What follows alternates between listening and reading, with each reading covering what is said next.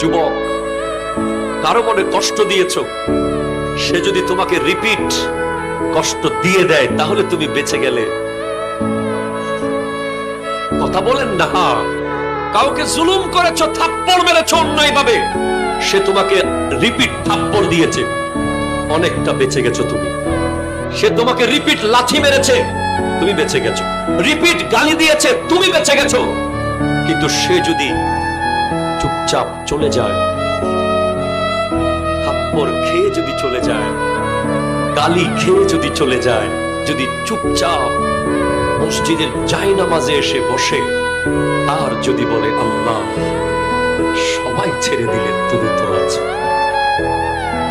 খোদা কি কসম, এমন আযাব আসতে পারে, সে যদি তার রিভেঞ্জ নিত, প্রতিশোধ নিত, সে হয়তো আপনাকে মায়ের বদলে মারতো, কাটার বদলে কাটতো।